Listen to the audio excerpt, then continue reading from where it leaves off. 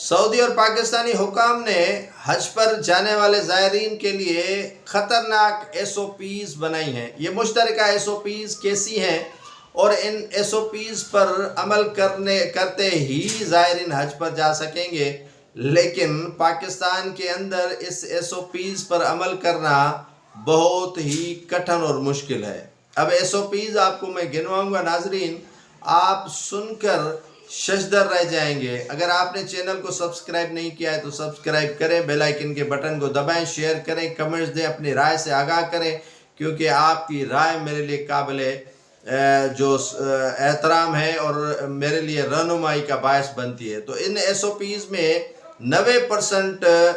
جو حاجی ہیں یا جو سعودی عرب جانے کی خواہش مند ہیں ان کے لیے جاری کی گئی ہیں، ان میں کہ ڈائلسس کا مریض نہ ہو، دمے کا مریض نہ ہو، اس میں جو ہارٹ کا پیشنٹ ہے ان میں اسٹینڈ ڈلا ہوا نہ ہو، جگر فیلور نہ ہو، اعصابی چلنے پھرنے سے جو ہے وہ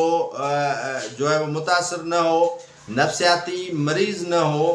رات کو جاگتا نہ ہو، ہائپر نہ ہو، پیٹ میں پانی بھرا ہوا نہ ہو، اور اس کے ساتھ ساتھ جو خود اکیلا چلتا ہو اور پھر ان کی یادداشت بھی کمزور نہ ہو، اپنے گھر کا ان کو پتہ ہو، راستہ بھول نہ جائے، اور ان میں سے 7 ماہ کی حاملہ جو خواتین ہیں ان پر بھی جو ہے وہ پابندی لگائی گئی ہے۔ ٹی بی، کینسر، فلو کے ساتھ ساتھ ڈینگی، کرونا اور جو گردوں کی بیماری ہے، گردن توڑ بخار ہے، پولیو کا کبھی ان کو مرض لاحق نہ ہو،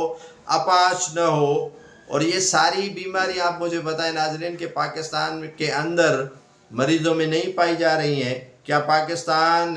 ان ایس او پیز پر عمل درآمد کرے گا؟ آنے والے دنوں میں نہ صرف یہ حج پر ایس او پیز بنائی گئی ہیں بلکہ عمرہ کے لیے بھی اس طرح کی ایس او پیز بنائے جانے کا امکان ہے۔ اب مجھے بتائیں کہ سانس کا مرض پاکستان میں نمبر 1، ڈائلسس پاکستان میں نمبر 1، دل کا آرزو پاکستان میں نمبر 1، جگر کا آرزو پاکستان نمبر 1، کون سی نفسیاتی مریض پاکستان نمبر 1، جذباتی عنصر جو پایا جاتا ہے لوگوں میں وہ پاکستان اس میں نمبر 1۔ تو کون سا ایسا مرض ہے جو پاکستان اس میں سے نمبر 1 نہیں ہے؟ تو لہٰذا یہ جس طرح کی ایس او پیز بنائی گئی ہیں وہ پاکستان کے جو عازمین حج ہیں ان کو روکنے کی بھرپور کوشش کی جا رہی ہے، جو بڑی تعداد میں یہاں پاکستان سے انخلا کر کے سعودی عرب جاتے ہیں۔